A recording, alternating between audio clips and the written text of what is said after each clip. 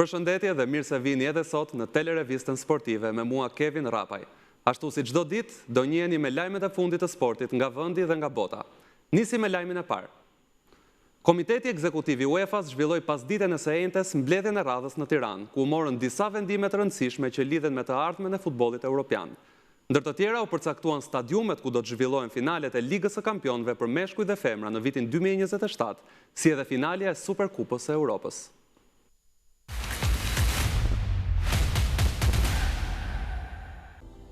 Në ndërtimin e presidentit të UEFA-s, Aleksandr Çeferin, u zhvillua në Tiranë të njëjtën pasdite mbledhja e radhës së Komitetit Ekzekutiv të këtij organizmi.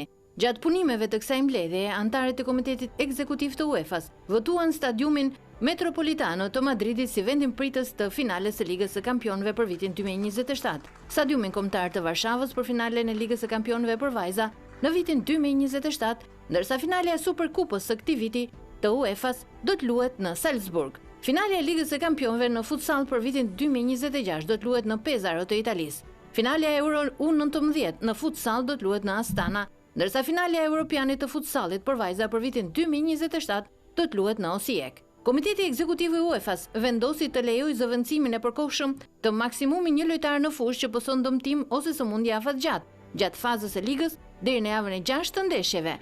Gjithashtu vendos që bonusi për finalet e Ligës së Kombeve të UEFA-s për vajza 2025 të jetë 1 milion euro dhe do të shpërndahet në bazë të renditjes për ekipet në finalen e kësaj veprimtarie. U diskutuan gjithashtu kërkesat e Federatës Spanjolle dhe Italiane të futbollit për të zhvilluar një ndeshje të kampionatit i jashtëvendit. Për sa i përket vendimeve të tjera që u diskutuan në këtë mbledhje, UEFA do të ndërmarrë një raund konsultimesh me të gjithë aktorët pjesëmarrës në futbollin evropian, përfshirë dhe tifozët.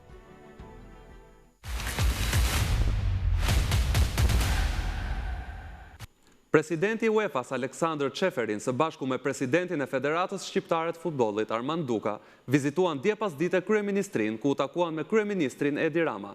Takimi u zhvillua në një atmosferë shumë miqësore dhe theksoi rëndësinë e bashkëpunimit midis UEFA-s, FSHF-s dhe institucioneve shqiptare për avancimin e futbollit në vend.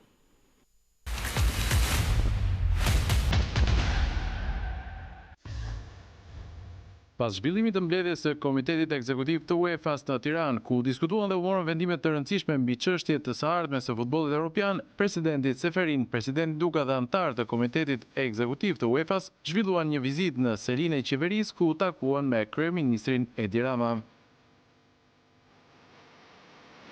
Takimi u zhvillua në një atmosferë mjaft miqësore dhe vuri në parë rëndësinë e bashkëpunimit mes UEFA-s, FSHF-s dhe institucioneve shqiptare për zhvillimin e mëtejshëm të futbollit në vend.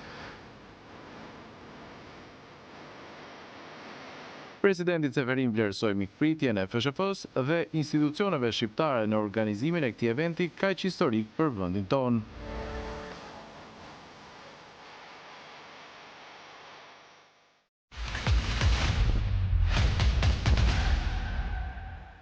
Ndeshja Serbi-Shqipëri e vlefshme për kualifikueset e botrorit 2026 ka shkaktuar debate të forta lidhur me vendin ku do të zhvillohet. Ekzistojnë disa skenarë në tryez, por deri tani nuk ka asgjë zyrtare.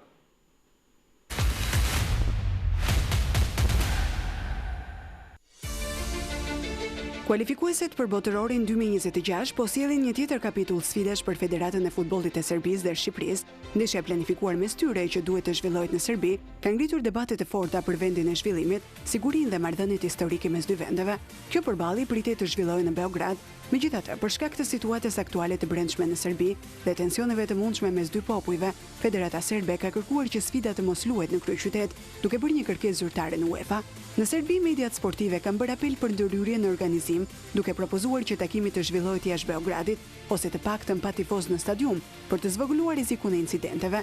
Një artikull nga tabloidi Alo paralajmëron mundësinë që stadiumi Raj Komitik të mbyllet për tifozët, nëse vazhdojnë thirrjet dhe banderolat me përmbajtje politike ose që provokojnë kundërshtarin. Mundësitë e vendit të zhvillimit janë disa, jo vetëm një.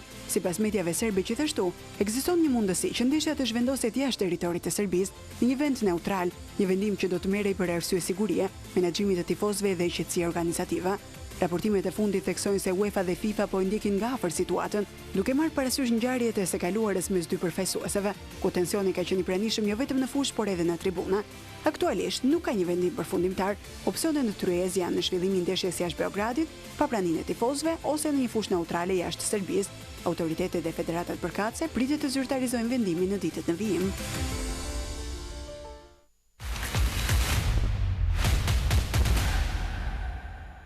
Ndeshja kryesore e javës së tretë në A-Biznet Superiore do t'jetë përballja mes Vllaznisë dhe Partizanit, e cila do të luhet të shtunën në orën 19 në stadiumin Loro Boriçi dhe do transmetohet drejt për drejt në RTS Sport. Të dy ekipet synojnë të tregojnë se janë pretendentë të denj në garën për titullin kampion.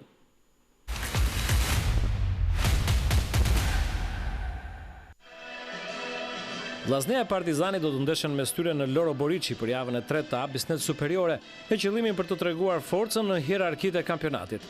Pas ndërprerjes së tij, skuadrat kanë pasur kohën e nevojshme për të rikuperuar energji dhe ide. Shkodranët për të lënë pas humbje ndaj Dinamos në javën e dytë, por dhe për të konsoliduar më tej organikën me Bismarck si prurje të fundit.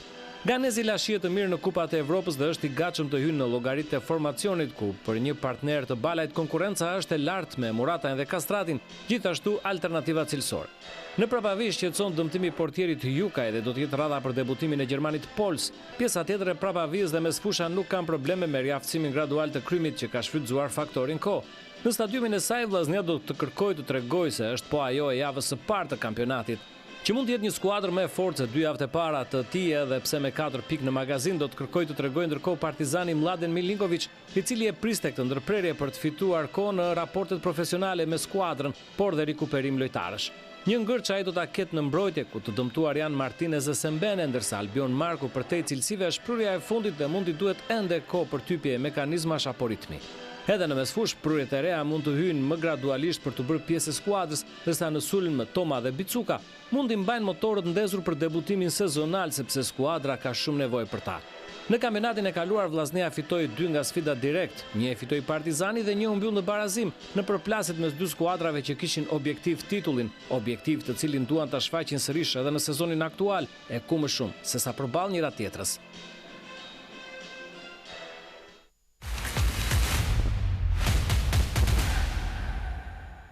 Rikthehet përballja mes Tiranës dhe Flamurtarit në A-Biznet Superiore. Dy skuadra me histori të pasur në futbollin shqiptar, të cilat dikur përballeshin në finale trofesh, këtë herë do të kërkojnë fitoren e parë në kampionat. Ndeshja do transmetohet drejt për drejt në rrjetin e radio-televizionit shqiptar.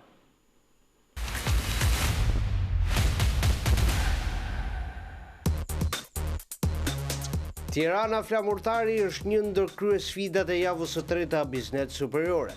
Tirana tashmë me një trajner të ri, si italiani Roberto Bordin, i cili që në ditën e tij të parë të punës ka kërkuar një disiplinë të hekur nga ekipi që në sërritje. Në fakt, Bardhëblut kanë vetëm 1 pikë në 2 javë, ndërsa humbja e javës së dytë ndaj Vorës në Laç, 1-3, ishte e rëndë për të gjithë, dhe rikthimi i Tiranës së stadiumit Selmas Sërmasi, duket se do të jetë një augur i mirë jo vetëm për Bardhëblut, por dhe për tifozët, të cilët kërkojnë shumë më shumë nga skuadra e tyre. Ndërkohë njëjta situatë në kampin Glonjat, atje ku kuqezit kanë vetëm 1 pikë në 2 javë. U vetë ndëshkuar në Elbasan 0-1 dhe barazuar me Bylisin 3-3. Ndaj dhe Garcia ka paralajmëruar Tiranën dhe kërkon fitoren e skuadrës së tij. Është një sfidë ku fitoria nderon të dyja palët, kurse humbja acaron më tej situatën, e pse jo mund të sjellë deri diku dhe lëkundje bankinash. Kjo në rastin e Flamurtarit. Dy skuadra që vinë me formacione të plota, ndaj dhe sfida orës 16, e cila do të vijë drejt për drejt në rrjetin e radio televizionit shqiptar, është më shumë se sa interesante.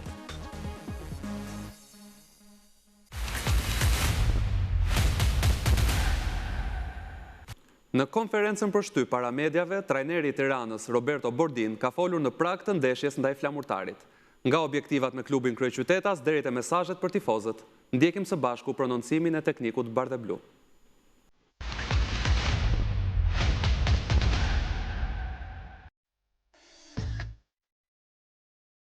Tirana e re me Roberto Bordin do të zbrisë në fushë ditën e shtunë përballë Flamurtarit në një sfidë të vlefshme për javën e tretë të A-Biznet Superiores.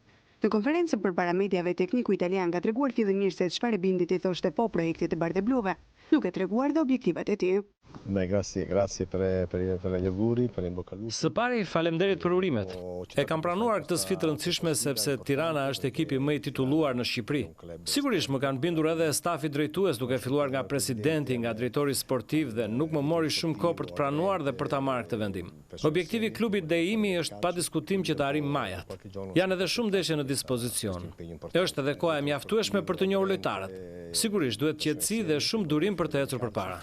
Tirana pas më shumë se 2 vitesh rikthehet në shtëpi dhe luan në Selman Stermasi. Bordim vjen tek Bardeblu dhe gjen një skuadër gati, por ai përshtatet organika e kësaj Tirane skemave dhe ideve të trajnerit. Ja se çfarë thot Bordin. Allora, è ovvio che abbiamo avuto alcuni problemi in fase difensiva perché Sigurisht që kemi pak problem me pjesën difensive sepse kemi gjetur disa lojtarë të dëmtuar, diçka që na shqetëson për momentin. Kemi lojtarë shumë të mirë edhe në pjesën ofensive, por puna jonë është të marrim maksimumin e lojtarëve tanë. Është shumë e rëndësishme për të gjithë që të kthehemi në shtëpi dhe sigurisht është një avantazh shumë i madh për ne të rikthehemi në Selman Stermasi. Përballja e radhës është ajo kundër flamurtarit. Bordin tregon se çfarë do të bëjë për ta fituar këtë sfidë, por ka gjithashtu dhe një mesazh për tifozët bardheblu. Ne duhet të fitojmë ndeshjet, por ka shumë ndryshime, lojtarë të rinj, trajnerë të rinj, por ne duhet të bëjmë Tiranën, të luajmë me zemër dhe të përpiqemi të marrim një rezultat pozitiv. E di që tifozëria e Tiranës është më e mira në Shqipëri. Jam shumë i sigurt që do të vinë të shumë në stadium. Unë nuk kam thënë edhe lojtarëve se duhet të kuptojnë se për çfarë luajnë dhe çfarë mbajnë veshur dhe lojtarët duhet të bëjnë atë që dhe tifozët të duket sikur janë lojtari i tyre 12 në fushë. Ja u kam thënë edhe skuadrës lojtarëve pra që Qëndrojmë te ndeshja mes Tiranës dhe Flamurtarit. Për skuadrën vlonjate objektivi është i qartë: fitoria dhe marrja e 3 pikëve.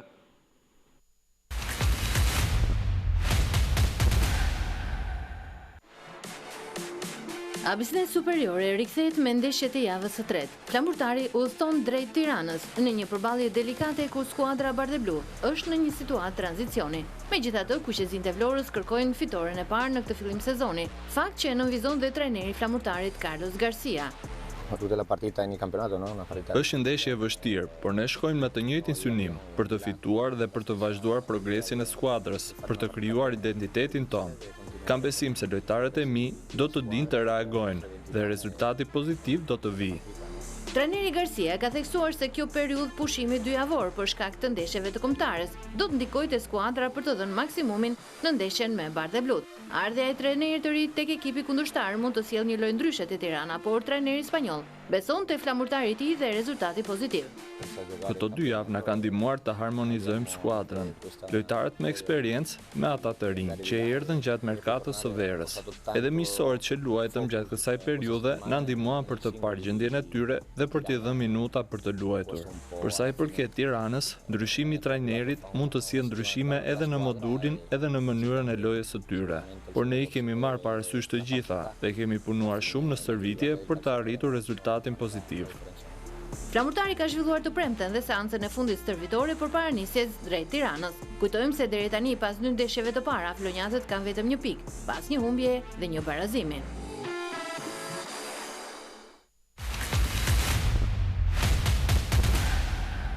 Bylisi dhe Egnatia përballen në një sfidë ku fitoria është detyrim për të dyja skuadrat. Ballshiotët kanë bërë 4 përforcime ditët e fundit, teksa kanë plotësuar organikën e skuadrës së trajnerit Mirel Josa. Nga ana tjetër, Egnatia është nën presion për shkak të mungesës së rezultateve, ndërsa shpresat për suksesin e parë mbështeten te treshja sulmuese Buriç, Gruda, Selmani.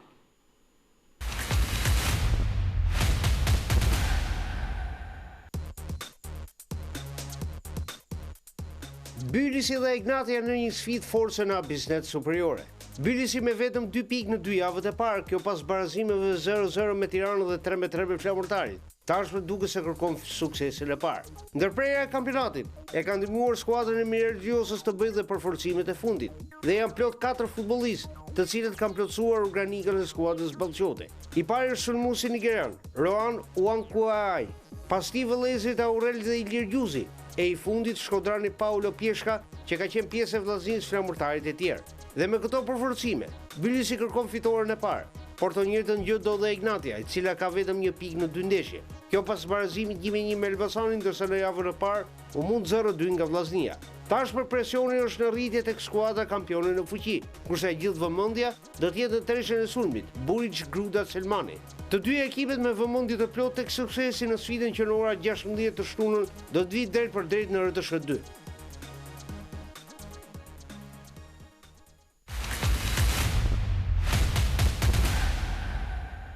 Këtë fundjavë nis edhe kampionati kombëtar i voleybollit për femra dhe meshkuj. Derbi i kryeqytetit mes Tiranës dhe Partizanit do zhvillohet të hënën në sallën sportive Faria Hoti, me ndeshje që do të luhen në orën 17 dhe 19.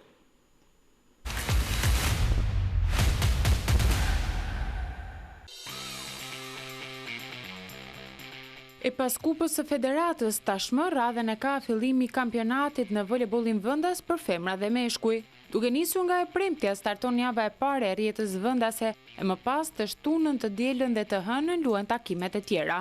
Sfidat e ditës së shtunë do të jenë për femra dhe meshkuj përballja Vllaznia Skënderbeu në orën 11 për meshkuj dhe 13 për femra në Pallatin e Sportit Qazim Dervishi të qytetit të Shkodrës, ku shkodranët janë koshient që kundërshtarët janë mjaft të fortë, por ndeshja është ndeshje dhe në fushë gjithmonë duhet të futesh si i barabartë. Të dielën Dursake do të udhtojnë drejt Pogradecit për të ndeshur me Verdhe Blu të Besnik Lishës në orën 17 në palestrën e Pogradecit, me qëllimin e një paraqitje sa më dinjitoze përpos rezultatit. E hëna është dita e derbit të kryeqytetit si për femra dhe për meshkuj, ku Tirana e femrave pas trofeut të Kupës së Federatës do të luajnë sërish përballë Partizanit në orën 17, ndërsa të kuqt e Ylli Tomori do të përballen ndaj Bardhe Bluve të Sakos në orën 19 në sallën sportive Faria Hoti. Kështu nis ky sezon i ri, me emocione, rivalitet dhe gjithçka tjetër ditë të duroj vetëm loja e voleybollit.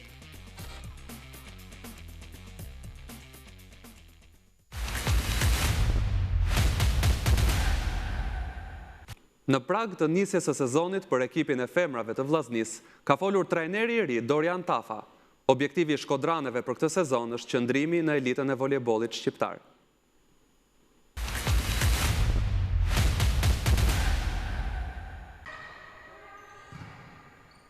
Vllaznia ka patur lëvizje e duket se për këtë fillim sezonit të ri ka pësuar ndryshime rrënjësore, duke filluar që nga ndryshimi i trajnerit, ku në vend të Nora Dedës tashmë prej pak ditësh Dorian Tafa është në krye. Por si e ka pritur këtë emrim tekniku i ri? Ju jeni në kontakt me çdo ditë me net sportit që çfarë situatet është sot për sot ekipi i Vllaznisë. Por mendoj që duhet me dal, duhet me luftu, besoj që kena me dal.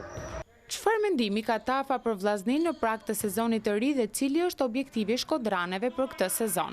Unë e di shumë mirë se çka kam marrë, unë e di shumë mirë se çfarë përgjegjësi kam marrë, nuk është e lehtë dhe më vjen keq që ka përfunduar ekipi në këtë gjendje dhe sinqerisht një në arsyet ishte kjo keqardhje që një ekip Vllaznis kur 2022-2023 ishte një përballje me një grup shumë të reja të vogël që i kishin ndërtuar në të kalumin bashkë me kolegët e mi, që me vajza gjata dhe me vajza me perspektivë ku sot janë ekipet kryesore të kampionat që luajnë kampionatin tonë shqiptar voleybollit dhe janë pikë kyçe në gjashtë parë. Dhe kjo është më keqardhje më e madhe që unë vjen që ky ekip se duhet më shkuën këtë gjendje. Besoj që duhet më arrit me majt këtë ekip kategorinë superiore se kjo është vetëm qëllimi jonë për këtë vit.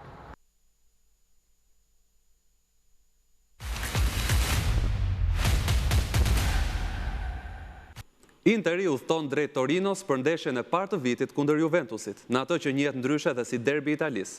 Pas humbjes ndaj Udinezes, tifozët kërkojnë ndryshime, megjithatë nuk priten lëvizje të mëdha në formacion, pasi trajneri Kivu ka qenë mjaft konservator në takimet e mëparshme.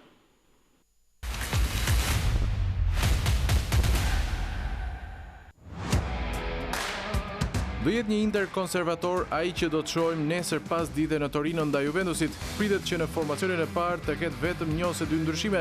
Dje pasdite skuadra ka zhvilluar seancën e parë stërvitore me grupin e plot dhe i vetmi që u stërvit veç pas për të rikuperuar ishte Lautaro Martinez, i cili është dhe i fundit që u kthye në Pinetina nga impenjimet me Argjentinën.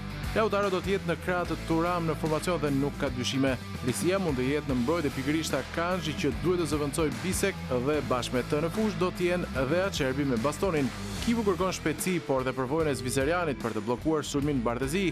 Një tjetër balotazh pritet në mesfush. Nëse Barella është i paprekshëm si dhe Çalhanoğlu pavarësisht paraqitjeve të fundit, mbetet për të kuptuar nëse do të luajmë Mkhitaryan apo Susic.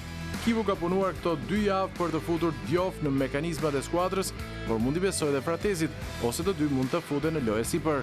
Në krah nuk mendohet të ketë ndryshime, Di Marco në të majtë dhe Dumfries në të djathtë. E gjithë kjo përkthehet në një rreshtim 3-5-2 që për momentin përfaqëson modurin bazë të zikajtërve.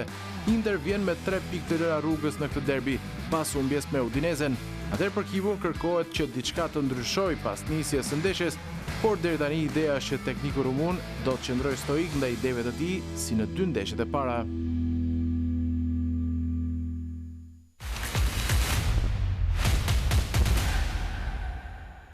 Manchester City ka pasur një nisje zhgënjyese të sezonit në Premier League, duke zënë vendin e 13 në renditje me vetëm 1 fitore dhe 2 humbje deri tani.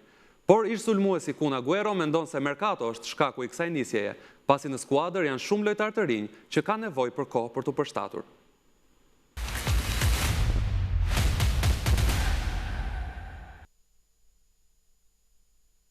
Manchester City mban vendin e 13 në Premier League pas 3 ndeshjeve të para. Në javën e parë fitoi me Wolverhampton 4-0, por më pas humbi me Tottenham dhe me Brighton.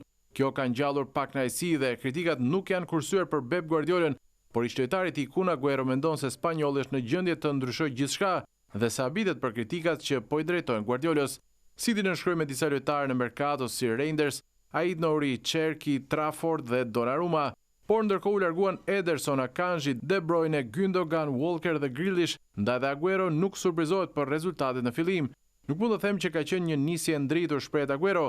Mendoj se i gjitha lidhet me merkaton pasi pati shumë lojtarë që erdhën dhe shumë që u larguan njëkohësisht. Të rinjt që kanë ardhur po kalojnë një proces që është rindërtimi i skuadrës dhe do duhet kohë që ata të tregojnë se çfarë mund të bëjnë. Jam i sigurt se shpejt do ta ndryshojë rrjedhën e sezonit. Më tepër Guardiolën Agüero do të shtonte. Unë besoj se arritjet e Pep duhet të respektohen më shumë. Jam i çuditur me kritikat për nisjen e sezonit të ri, por dhe për mbylljen e sezonit të kaluar. Pep e ka drejtuar gjithmonë skuadrën drejt trofeve. Edhe kur nuk mundeshim të fitonim, ishim sfiduesit kryesor. Ai ka ndërtuar një ecuri dhe trashëgimni të madhe, diçka që duhet vlerësuar. A ka patur skuadra rënje? Ndoshta, por kjo duhet i inkurajoj tashmë që të ndryshojnë ecurinë, duke luftuar për çdo turne ku marrin pjesë. Për këtë unë besoj se Pep Guardiola do t'ja dalë, sepse dita kanalizoj një skuadër në drejtimin e dur. Manchester City pret këtë të diel në Etihad Stadium Manchester United me skuadrën e Amorim që gjendet më lart në renditje.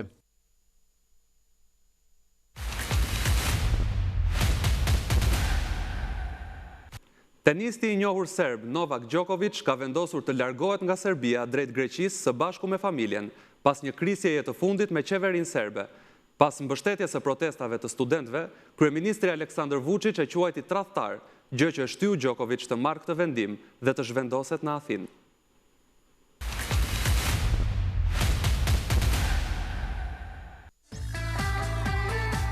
Një jetë e re për Novak Djokovic dhe familjen e tij në Greqi, larg vendit të tij me të cilin është shumë i lidhur, por tashmë mësohet se është tejet i zhgënjur me qeverinë e Serbisë. Kur Djokovic festonte medaljen e artë në lojrat olimpike Paris 2024, vije re lidhja e tij e fortë me Serbinë, por diçka është krisur dhe Djokovic bashkë me familjen kanë fluturuar në Athinë pasi qeveria e Aleksandar Vučić e kritikoi yllin e tenisit pasi mbështeti protestat e studentëve të cilët zbritën në sheshe për të kërkuar zgjedhje të reja.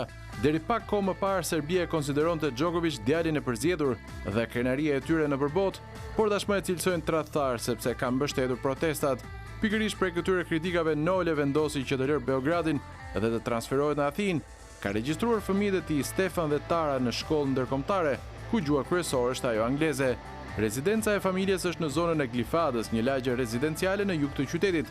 Pas gjysmëfinales që humbi në US Open me Carlos Alcaraz, Djokovic është parë në Kavuri Tennis Club bashkë me të birin Stefan.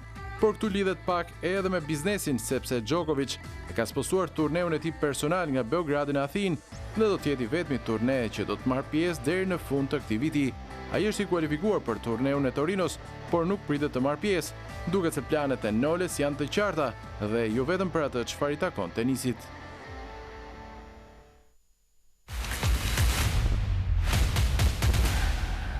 Kjo ishte gjithçka e përgatitur edhe për ditën e sotme. Ju falemnderit për vëmendjen dhe shihemi sërish të hënën e javës së ardhshme.